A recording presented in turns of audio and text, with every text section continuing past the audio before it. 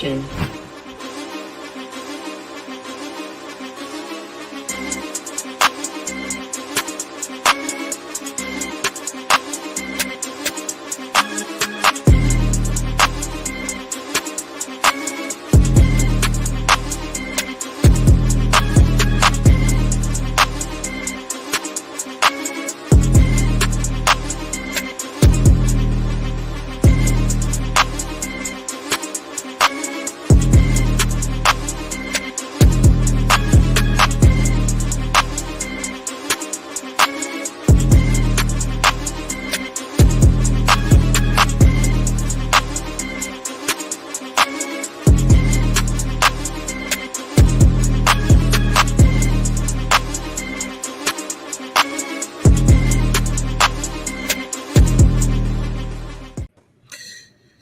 Yo, what's good? What's good, everybody? It's your boy Rodney in the building. I got my main man, Daryl. What it do?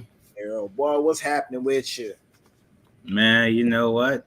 It's Sunday. We had last weekend off. You know, I was up visiting the family in New York, up in Queens. So shout out Jamaica, Queens. So, you know, we ain't gonna shout out old boy on the phone call the other day from Brooklyn. But hey yo, that was the funniest joint ever, bro. My man was tweaking, bro. He was tweaking in that store. But you know what? We back in action. So real quick, my man Daniel Berry, Sports Highlights, man. Yo, what's happening with you, man? Salute to you, my boy. Appreciate you stopping in real quick. I know you got your business running, so we doing our thing over here. We appreciate you for stopping through. Sure. But today we have the NFC North, and there's a couple different storylines going on with the NFC North. You got Minnesota, you got what's going on with Chicago.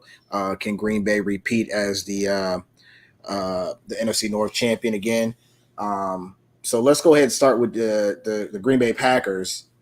And do you feel that they can repeat with what's going on with Detroit right there? Honestly, I think they can. They can. I think they without a shadow of the doubt. I mean, we saw them make some moves this offseason. You know, on the defensive side of the ball, they finally got a safety they were looking for in Xavier McKinney, who me and you are both know very well from Alabama and the New York Giants, that he's a ball hawk. He may not be the greatest tackler, but he is a great ball hawk and a leader for that defense. That's a veteran that they desperately need. And then we see on the other side, on the offensive side, you know, we still got Jordan Love, who proved this past season that he is capable of running this franchise at quarterback. And now we see Josh Jacobs as his running back now. Yeah, and Josh Jacobs, I think they elevated at running back. They also got Marshawn Lloyd, so not a lot of stuff is going to be just on Josh Jacobs. He's going to have a backup in Josh Lloyd, and along with A.J. Dillon as the third running back there. That's going to be very good. You don't have to put all the pressure on Jordan Love because you have two dynamic running backs back there. They beefed up their line with the draft pick of Jordan Morgan. Yeah. So that solidifies that right side with Zach Tom. I don't think they have any tight ends to really open up the field as much. So a lot of things are going to be a little condensed, but they went and they re-signed Tyler Davis, so they're sticking with him at tight end. Well, I mean, yeah, you got Tyler Davis, but you know, you also got Luke Musgrave, who was there as well. And you can't forget about Tucker Kraft too. Yeah, I mean, they got some tight ends, but I just don't think that they're consistent tight ends. I think that they're just consistent tight ends, not world beaters. I think most of the focus for them is going to be on their wide receivers, Romeo Doubs, Jaden Reed and Christian Watson. I think that's going to be for the most. The bulk load is going to be for the receivers in the passing game. I think most of those guys are going to be used to help block or short games. They're not going to really have those 100-yard games from their tight end. But yeah, you're right. They did go and beefed up their defense, man. It looks a lot more impressive than what it was last year. They went and got Preston Smith from Washington. Then you add in Xavier McKinney, as you just pointed out, to basically help out Jair Alexander, because he was back there by himself. But they do have they got two rookies that they put in, Edrin Cooper and Javon Bullard. I don't know much about Bullard, but we do know Adrian Cooper, and he is a monster. He definitely is a monster. He can definitely pass rush. I'm really skeptical him in the coverage standpoint, but he's in the middle, so he's going to be plugging up that middle, help plug up that middle of that line. So that should help them on the run defense side of the ball. I want to see more from Rashawn Gary. I want to see him explode this year and become a monster right along Preston Smith, honestly. Those two should really get after the ball well. Really good at run defense as well. They don't have many holes, but I think they may be too schemy. And what I say is that you're doing too much show and not enough stand up and play type of feel. You're being too cute, and sometimes being too cute will get you messed up. It worked out, especially in the playoffs when they beat up on my boys, but at the same time they were on a run. They were on a fucking run. Fuck you. They were on a fucking run. And they were playing well going into the end of the season. Hopefully that continues on to this season. But I'm not sure that they're going to continue or even be NFC North champ this year because of Detroit. I think Detroit is way too good. So what I gotta say with it is, so I think Green Bay, like in general, like they clearly trust the process, like, with what their front office is doing, because you look in this offseason, a lot of their players re-signed. They didn't have much players that left unless they were traded or released. But everybody who was on free agents re-signed, especially, the defensive side of the ball. You see their linebacker core still staying together, like Christian Welch and Eric Wilson. These guys were played last year, and they played tremendous for them at the linebacker position. So obviously they trust what's going on in Green Bay. And I know there was a lot of talk about, when Aaron Rodgers left, that Green Bay was going to be in the bottom in this division with Chicago. And we didn't see it at all. We actually saw them elevate and look better than Minnesota. And I mean, that's like, yes, it's to say they look better than Minnesota. I'm gonna be real with you. I never thought they were gonna like just totally cash out and be like, we're going for the number one pick type of deal. I mean, Jordan Lewis was sitting there. Not Jordan Love was sitting there for what? 3 years behind Aaron Rodgers. Like, 2 seasons behind Aaron Rodgers. I knew he was a good quarterback. He was a great quarterback in college. He had the tools.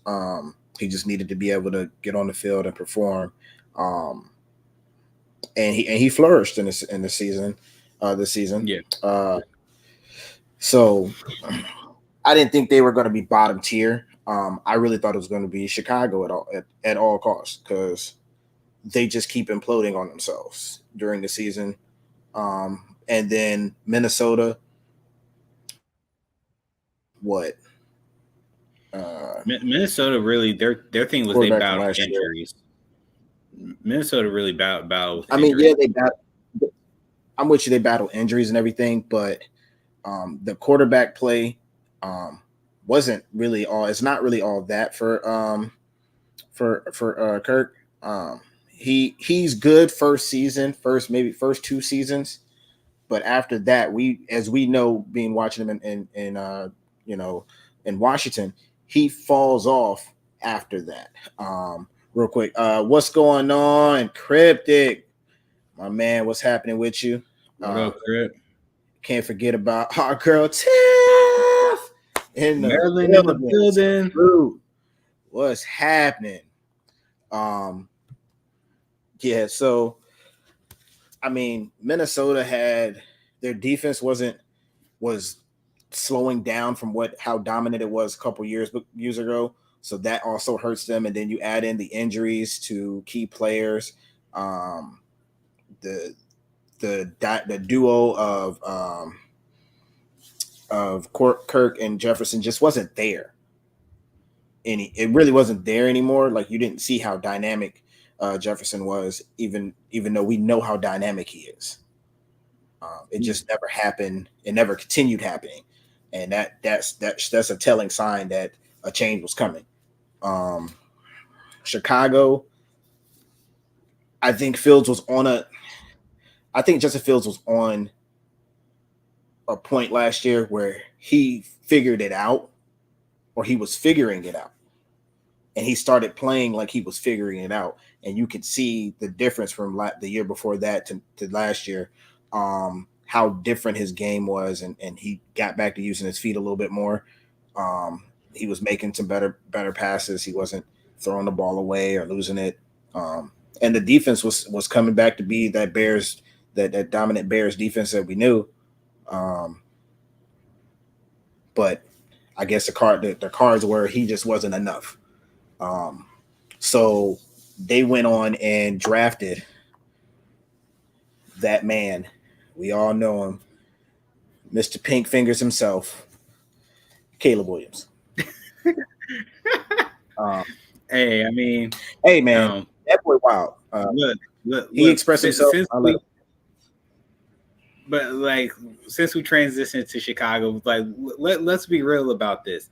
You know, it's the new style. Let me just point out with the nail polish thing. It's the new thing. Dennis Rodman was doing crazier stuff. So let's say that. First off, it's Dennis Rodman. We knew it was going to be wild because it was Dennis Rodman. We watched the transition. This wasn't a transition watch. This was just boom.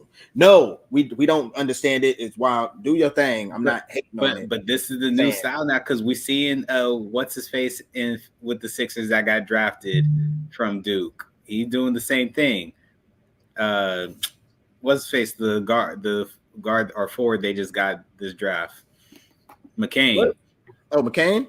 Yeah. Oh, the guard McCain. I didn't know he was doing that, honestly. Yeah. But back to football. So I mean, the Chicago Bears, the Bears. So let's be honest.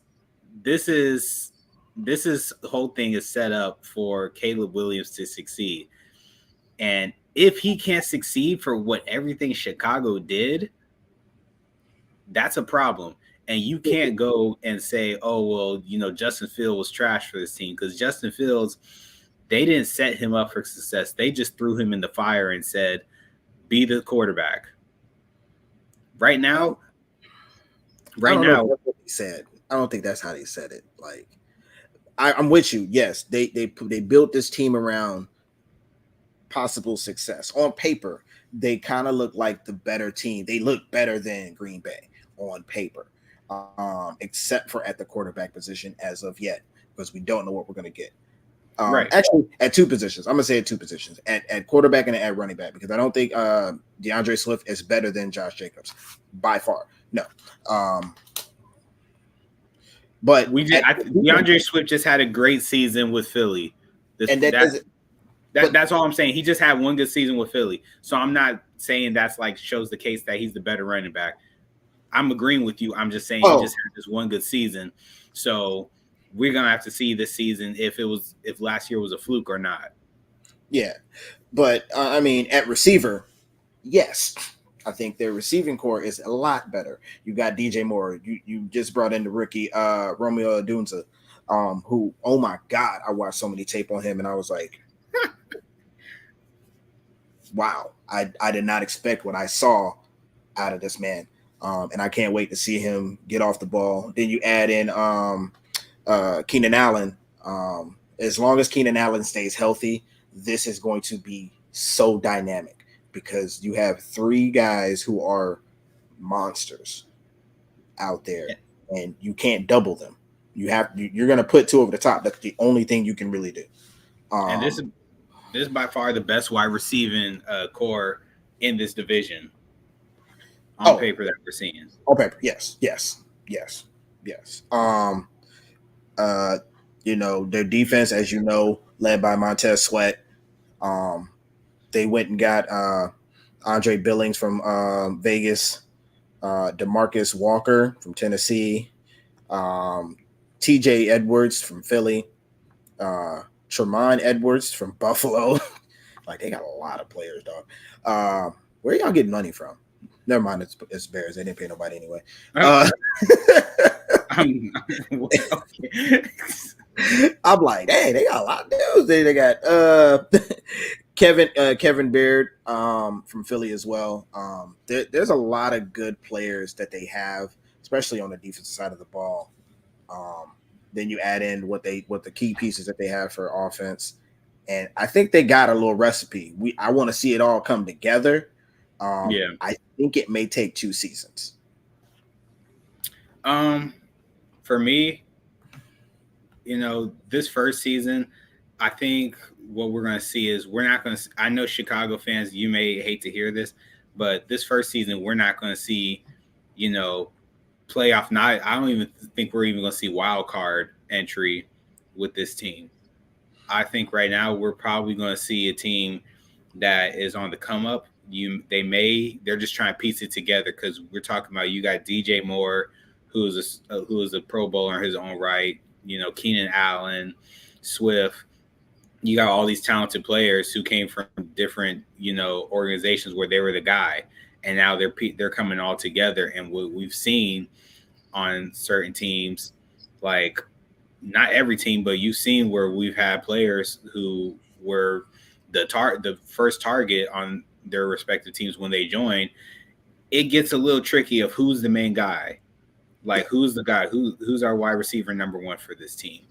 And now you have in my opinion, I have no doubt that it's going to be DJ Moore. It's going to be DJ Moore, in my opinion. I think he's the better receiver out of all of them. Yes. Because Keenan's going to be in the slot. Actually, I think Romeo Odunze is going to be in the slot. Oh, really? Yes. And I say that because he has a really good get off. Like, his separation off the line is tremendous. And to have him in the slot going against maybe a weaker defender who's not great at coverage, maybe you get lined up on a linebacker, that's an easy 5 yards. But the fact is that you're going to see a lot of zone against this kind of team because you don't know where it's going to go. Even Cole Kmet is a threat. That makes him now a threat because you have that guy on the other side that now you're going to worry about because he's so quick and he's in the slot. Or you put Keenan Allen, who's a bigger guy, in the slot, or DJ Moore. Like, you can mix and match each one of them. They can play inside or outside. It does not matter, and it helps you as a scheme to match up your matchup scheme, which is going to hurt a defense because you're going to have five DBs out there. To be honest with you, though, I think with this offense, we're going to see Kmet get a lot of touches because defenses are going to be so keyed in on, all right, we got to stop, DJ Moore. We got to stop Keenan Allen. The Odunze's on the other side now.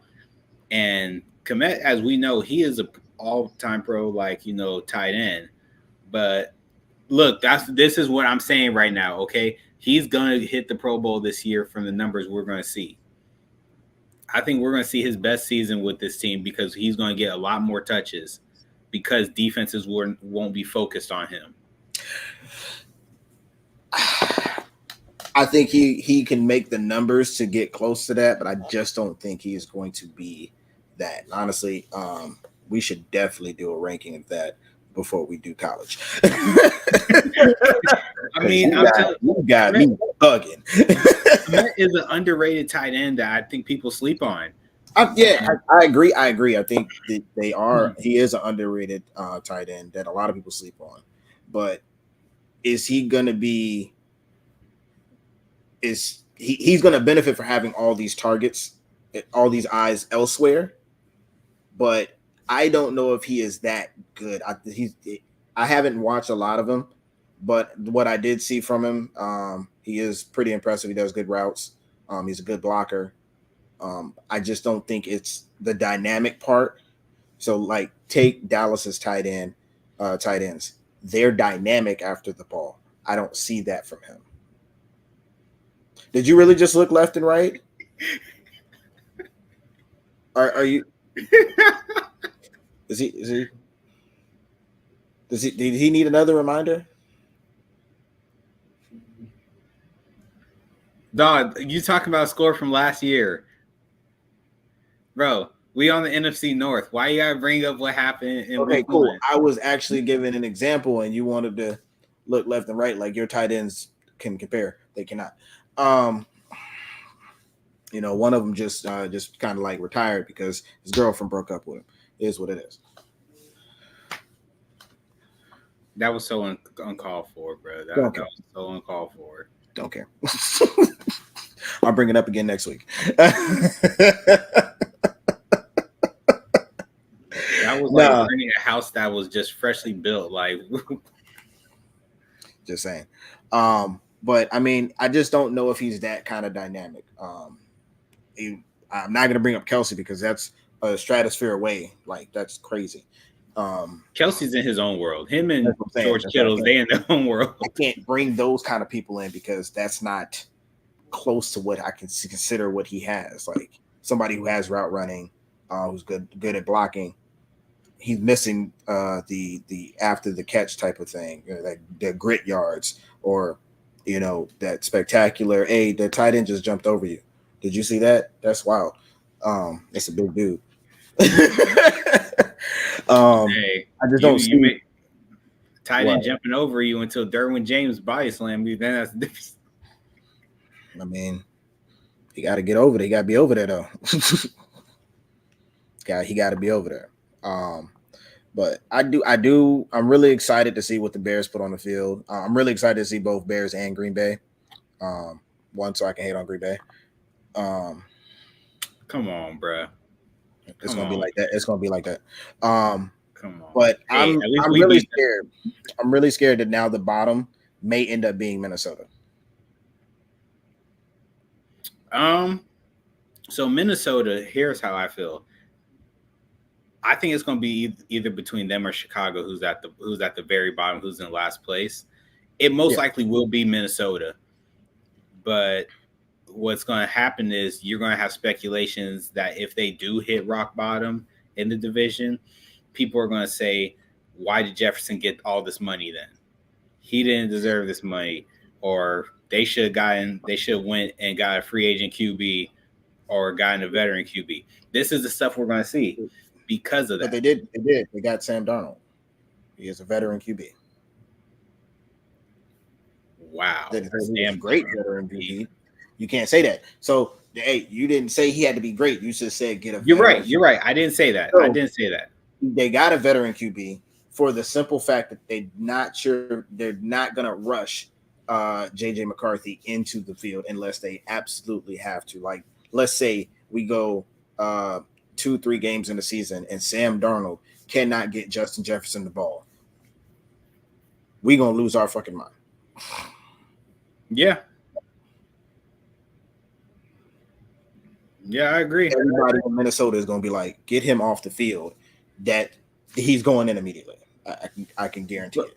But I'm pretty sure you already got Minnesota fans who are already saying, why did we get him in the first place? Sam Darnold? Yeah.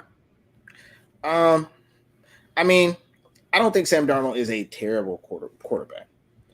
He is a game manager, and being that he has a good running back behind him in Aaron Jones, he's got talent across the wide receiving core with Justin Jefferson, Jordan Addison, Brandon. They got Brandon Powell and T.J. Hawkinson. Oh my God! They also got Josh Oliver from Baltimore. Jesus Christ! They got receivers. So all Sam Darnold has to do is manage the game properly without throwing it away. Let the people around him win the game, and he'll keep the job for a certain amount of time. It's already on a he's already on a clock if he starts. As soon as he's just named a starter, he's on a clock because eventually JJ McCarthy is taking over regardless of what you do. I mean, I agree with you. I agree with you. Is he going to start in the middle of the season or next year? Here's what I think Minnesota will possibly do. They went and drafted JJ McCarthy. Now, I agree with you. They do need to start Sam Darnold for this first couple of weeks. But something just tells me right now, JJ McCarthy will be the starter, and we'll just have Sam Darnold that will just be in the background, just being a veteran vocal leader.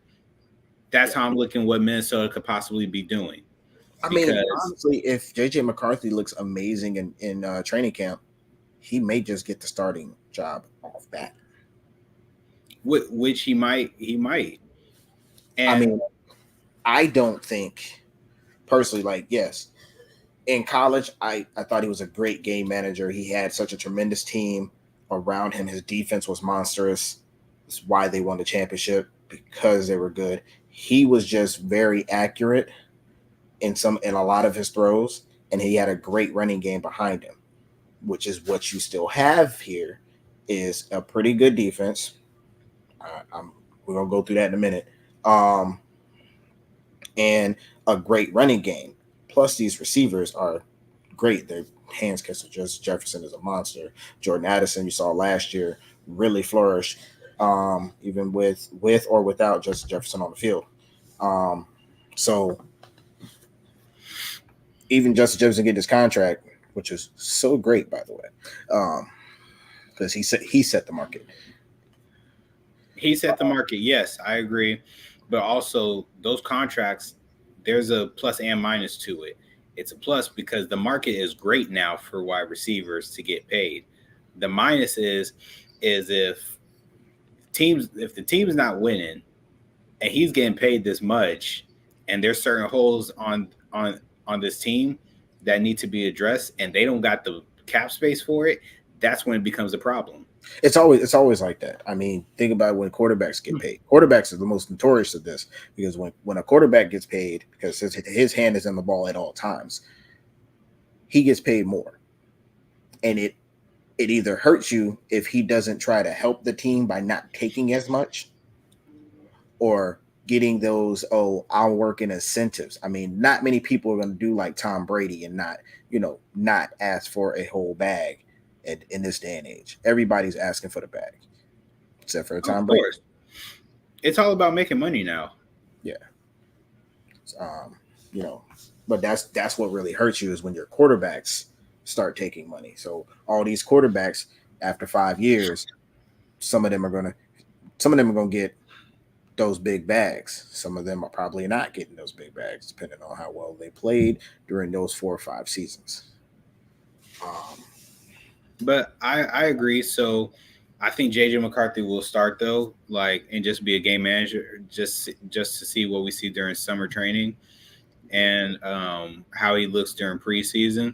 They might even give him the nod if when we have the summer camps going against other teams. They may try and see how he performs against other teams' defenses during summer training camp. And if he performs well, if he performs well, give him the first couple of throws in the first preseason game, see how he looks. And then if he looks promising, sit him out for the rest of preseason if that's your guy to go for. Yes. Now on that defensive side of the ball, which, as we know, new defensive coordinator Brian Foles will be running that. Looks like they're running still the 3-4 again. But they got some interesting players here. Not many of them stand out to me. I mean, other than Shaq Griffin. Before you bring it up, I want to bring this up first, while we're talking defense. So, how big of a hole do you feel like it is that the Vikings lost Danielle Hunter going to Houston? Does that play a big factor in their defense? What was Danielle? Danielle Hunter went to the Texans. He was a defensive tackle. Well, being that Harrison Phillips is now there and Jerry Tillery, they did draft Levi Drake Rodriguez. Never heard of that dude in my life. I'm not trying to be rude because that name is unique. I would definitely remember that. I've never heard of that. It's wild. Plus having Dallas Turner, I don't think they're hurting as bad as if they didn't get some of these guys. So yes, I think it is going to hurt them because he was kind of the catalyst of that defense and up front, especially. But I mean, you got Jonathan Greenard, who's from Houston. Blake Casham, also from Houston, played on that defense. Really good.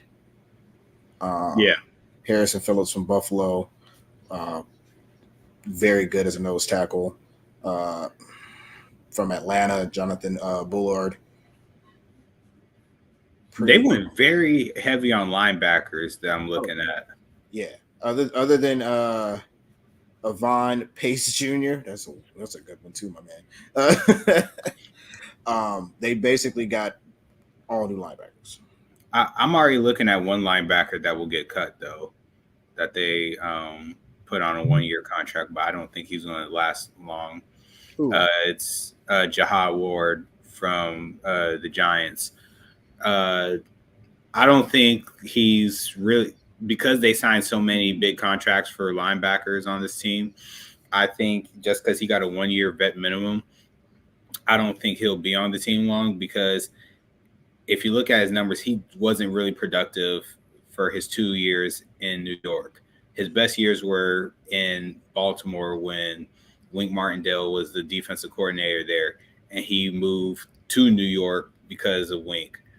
And now since Wink is no longer there, he left, obviously, and went to Minnesota. But he's old in age. He's battled with injuries.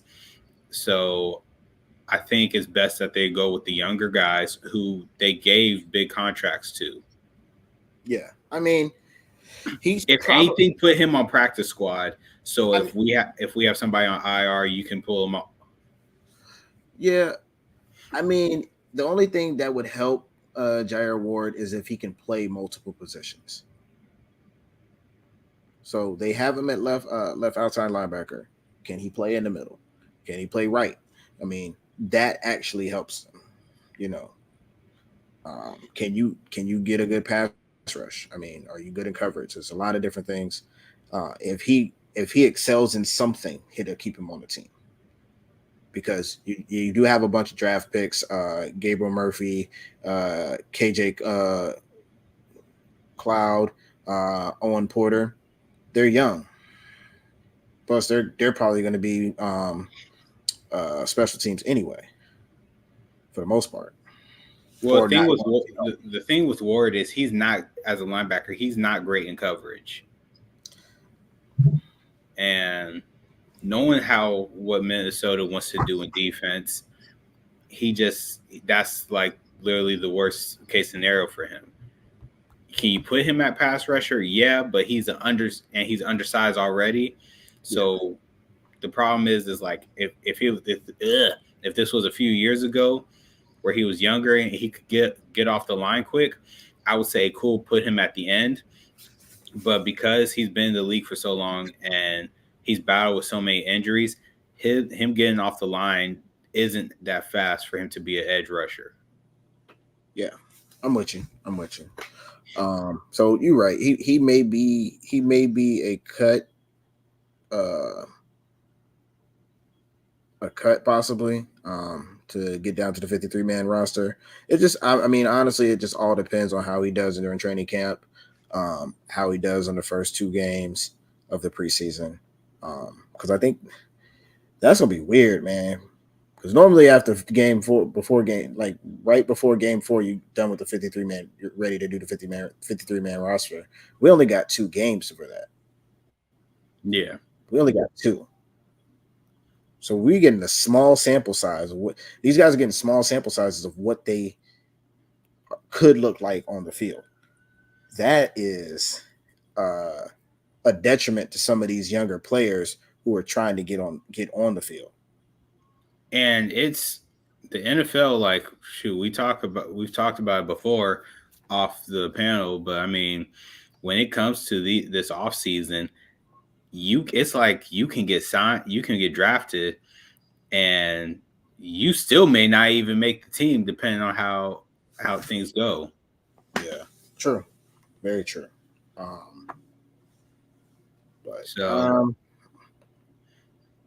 Man, this thinking about it right now, man, it just makes me hurt.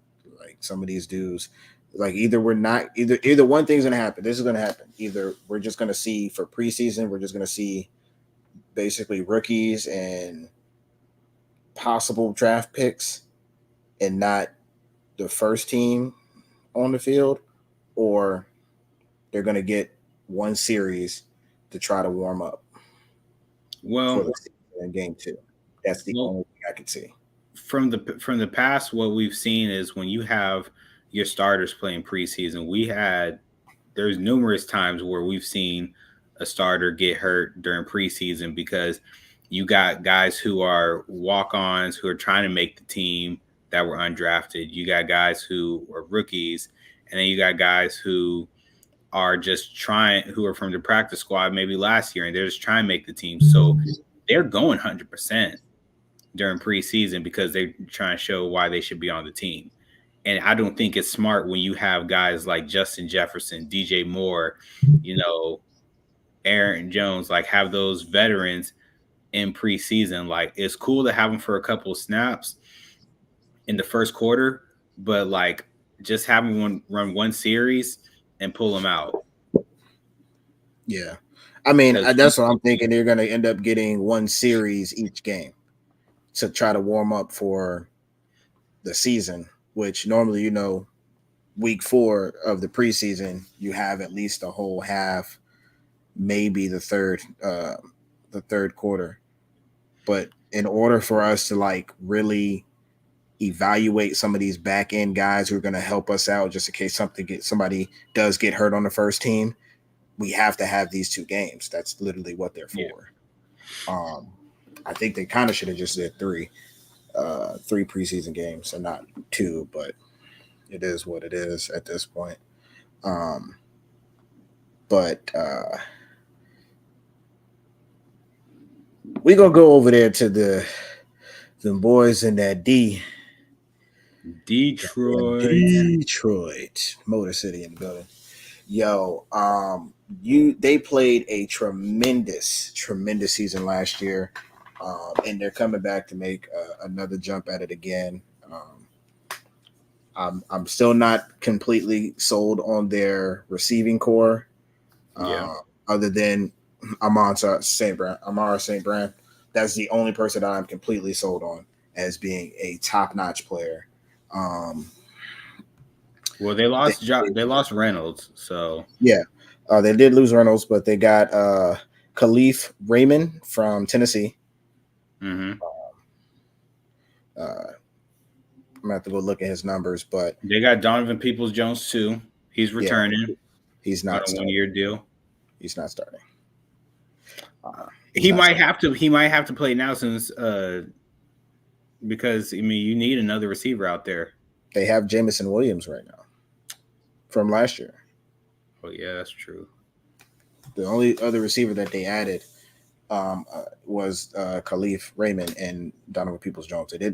They did draft Isaiah Williams and Jalen Calhoun. But I don't think they're going to be. They may make the team if they do special teams well. I don't know if they're really going to make the team because that's third and fourth string. I mean, that's usually your special teams is third and fourth string. It's the guys that we all know the coaching staff is just like they ain't about to play, so we just want to throw them out there and knock each other's heads off. Basically, with these new kickoff. But we got new kickoff rules, so it's going to be safer. But we may see some big plays. Yo. But still at tight end, they got Sam Laporta and Brock Wright. Yep. You got running back David Montgomery and Gibbs back there, Roll Tide. Jared Goff still at quarterback, who played a tremendously great season after leaving the Los Angeles Rams. I'm gonna say one thing. I don't think Jared Goff was ever a bad quarterback, even with the Rams. No. I think he got a bad rap over there because fans over in Los Angeles, they made the Super Bowl even though they lost, but it was like they were already thinking he's not the guy over here. He was a young rookie that was coming in and was already in his draft class as the number 1 QB. So the pressure was already on him. You have him in Los Angeles, which Los Angeles is a high market. They're a city that is about winning. And if you're losing, obviously they're going to be like, hey, man, he got to go. And so I think the best solution was when they made the trade to have him come to Detroit and Stafford go to Los Angeles because it's a win for both teams that we've seen. Yeah. And Goff is in an organization where he can freely be himself, and he's learned from being in Los Angeles for those couple of years that, hey, you know what? The game has slowed down for me, and we're seeing him make the right reads. He's not rushing anymore, and the flow of this offense just looks so much better. Yeah, I think that it's going to really flow, and they're going to get a lot of opportunities because I'm looking at this defense already. I know they champing at the bit because white boy Aiden Hutchinson, my boy, that boy be getting it. Him and Crosby, boy, I'd be like, yeah, Lee, what do you do? Him, Crosby, and the Bosa brothers. Oh my gosh! I was like, damn, these white boys is killing us. But you also got, you got Aiden Hutchinson who got help. He's got Marcus Davenport from Minnesota, by the way. Just laid it over. But they also got DJ Redder from Cincy to help that middle run, and he can. DJ Redder can get some pass rush in. Do not get him confused. That dude is a certified monster down there as well.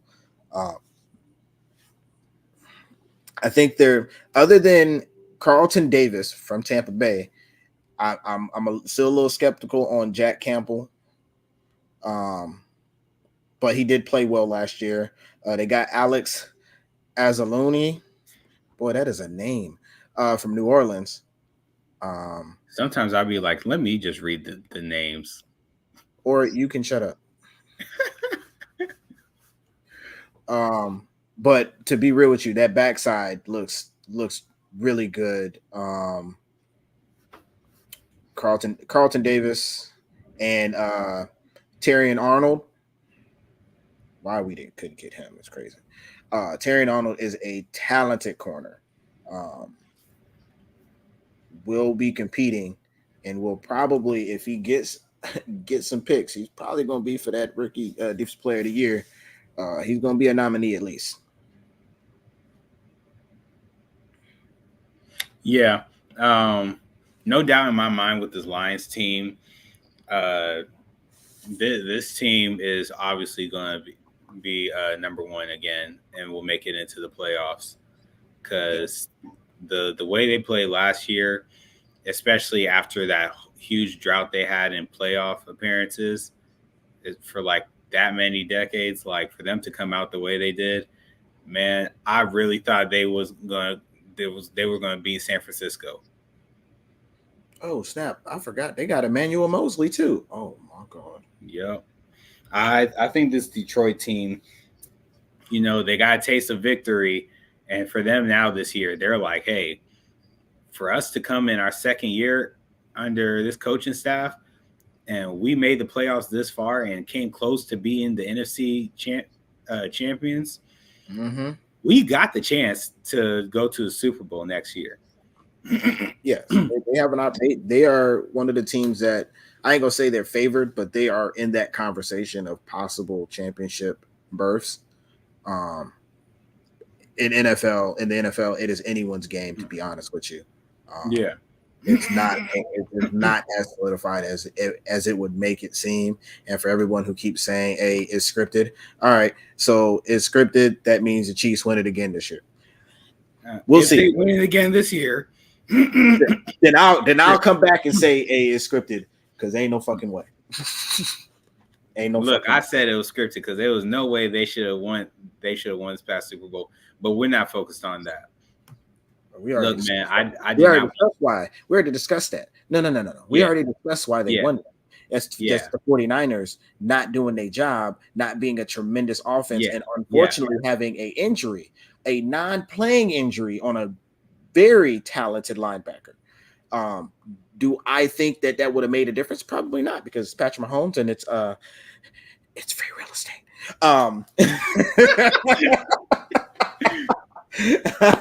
I mean, let's be real. That was the case.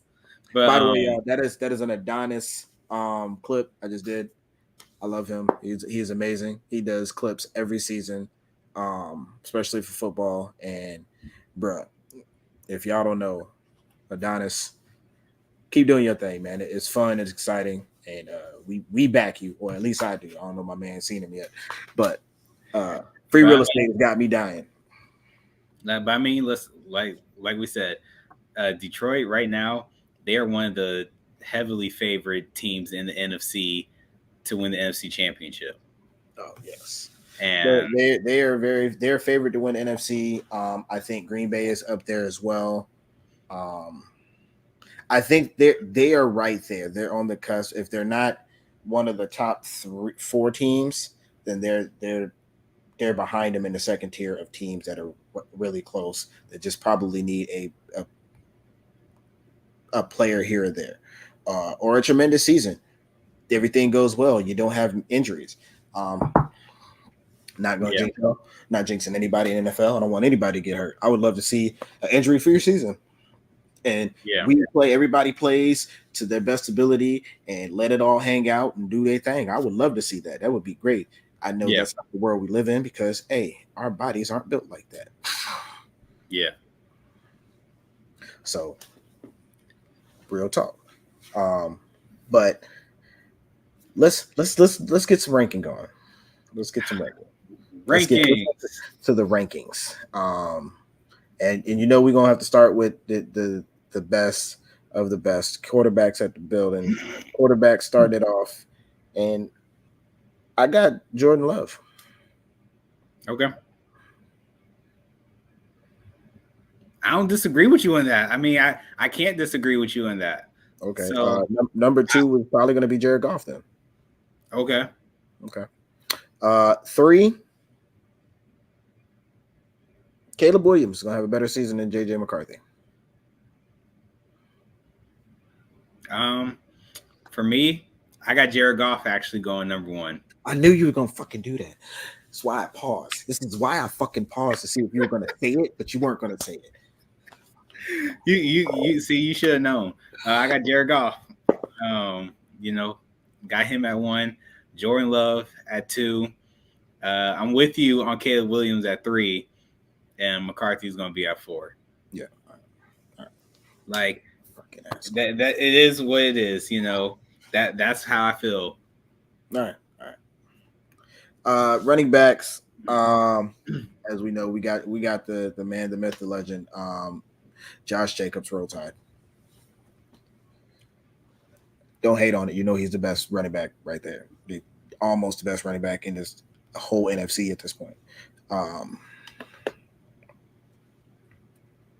Okay, so you said so Jacobs. Jacobs. Then I'm gonna go.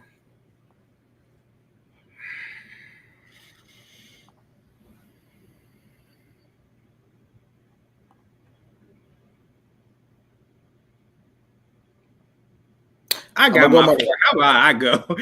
No. I got Montgomery. It's kind of like a mix because Montgomery and Gibbs are kind of together, but I got Montgomery, then Swift, and not saying that he's the worst running back, but out of these guys, it's going to be Aaron Jones. Okay.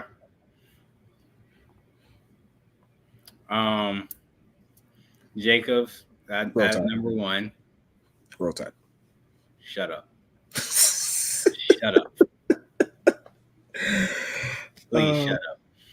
Okay. I'm gonna throw a curveball because I believe this. Swift is gonna be 2. Montgomery will be at 3.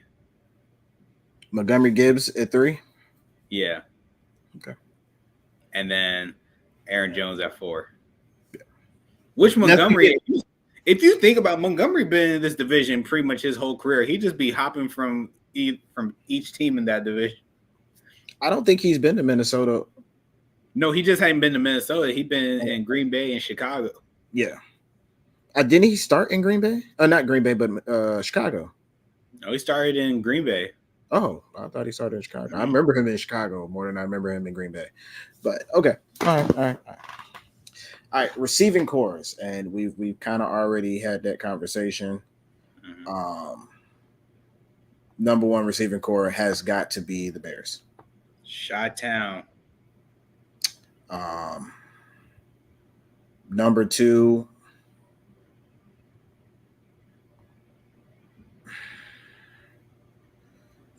I'm giving it to Detroit. Not that I don't think Justin Jefferson is amazing.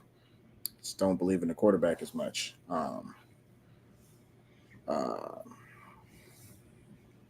Plus, Sam Laporta kind of edges, in my opinion, edges out just a little bit.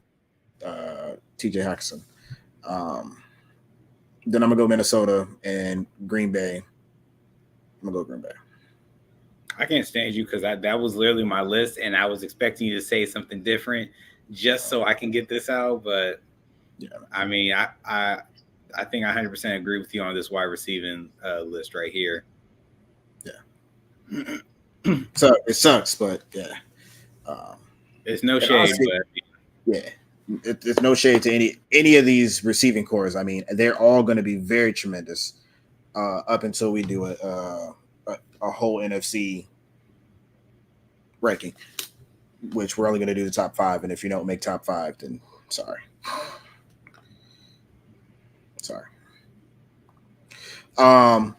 Defenses. Man. Go ahead and do your defense. I don't even know who I'm picking first, honestly. Defenses. For defenses,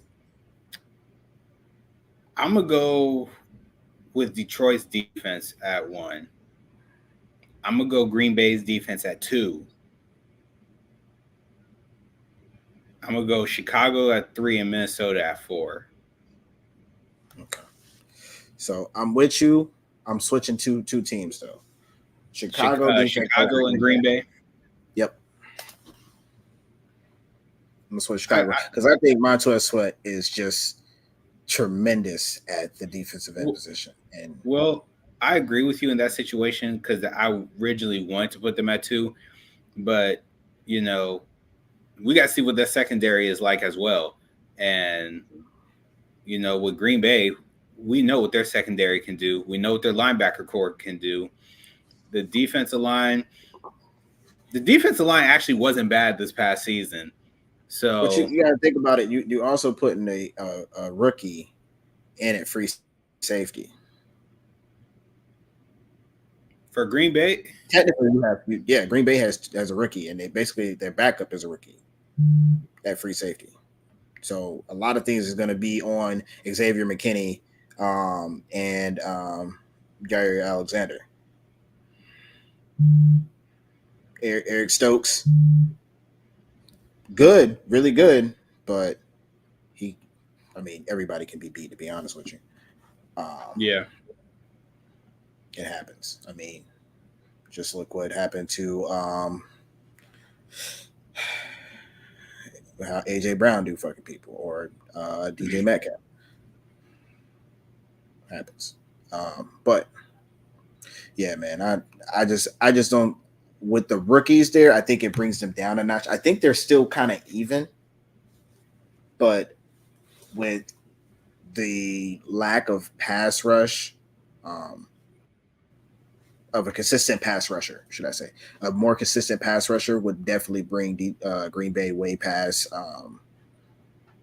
Detroit. But okay. Detroit's linebackers are just that good.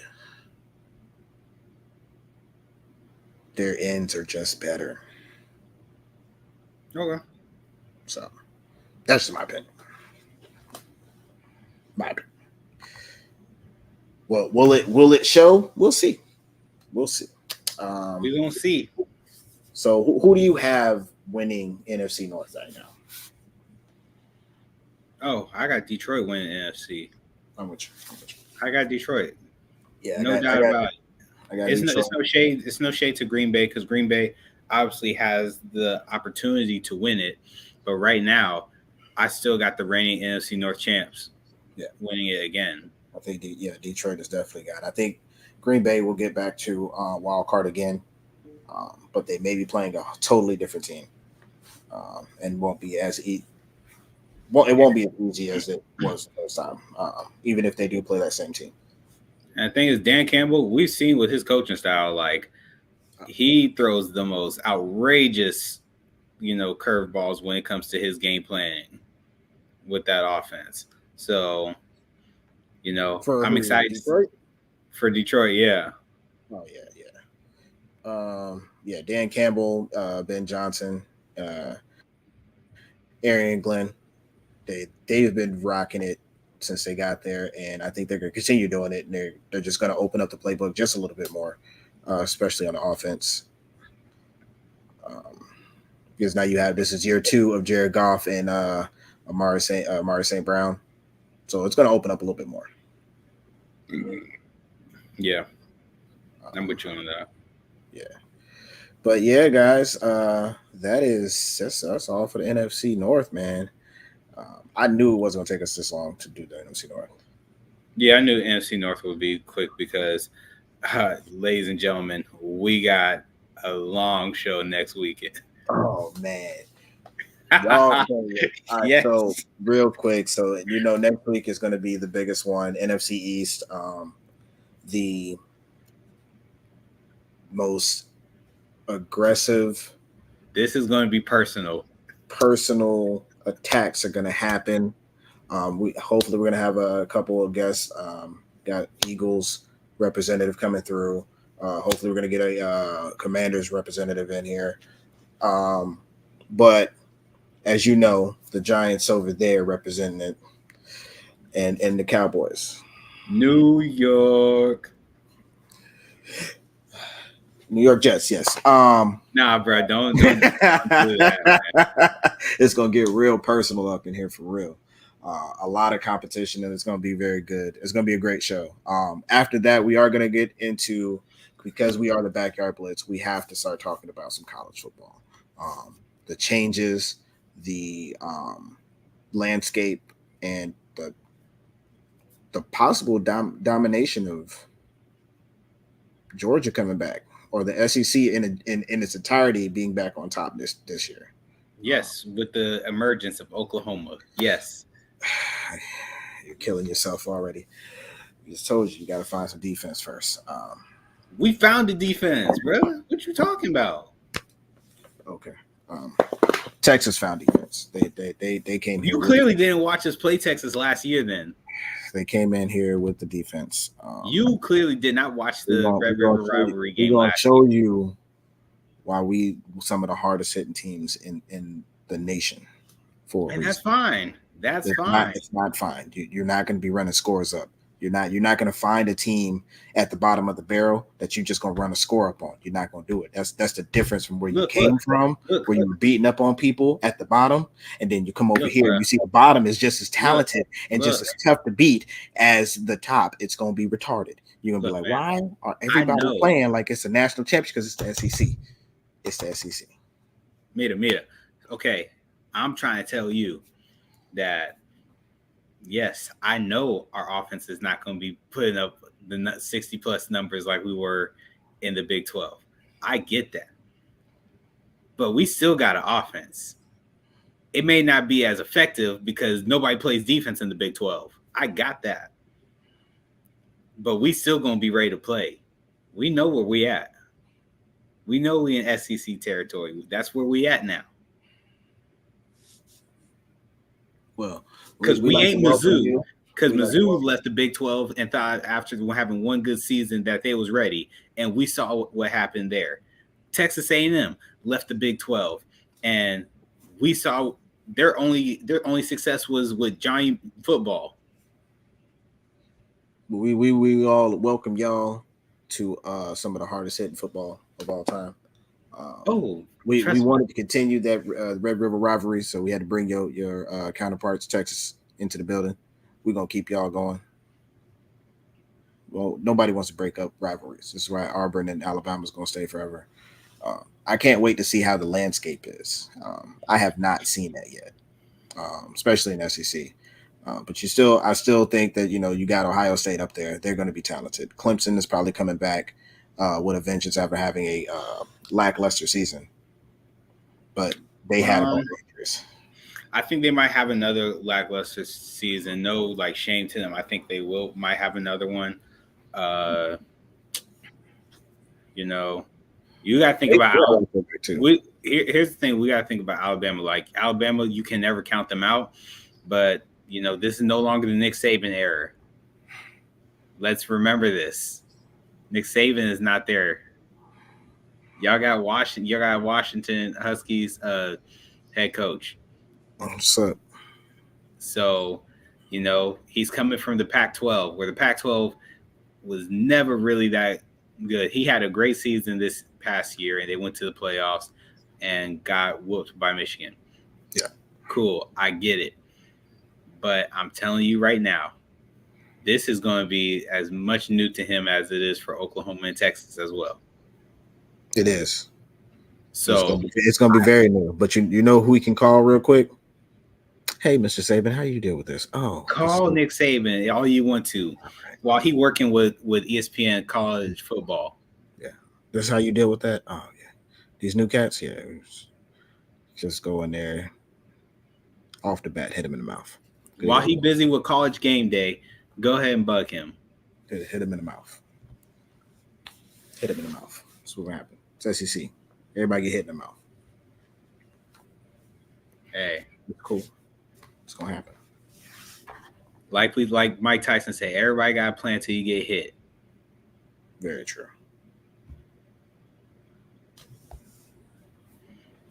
But fucking we ball. Yeah.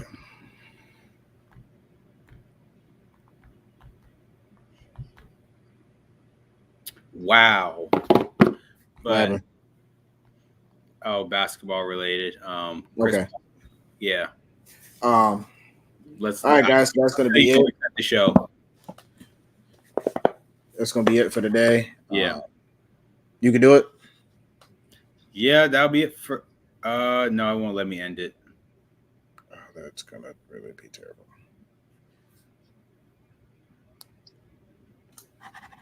Because I am not sure what's going on.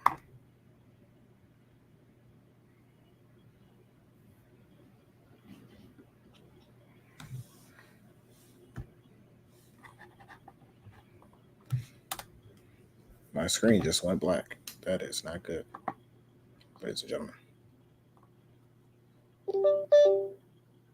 Yeah, he froze. That is terrible. You're doing so well.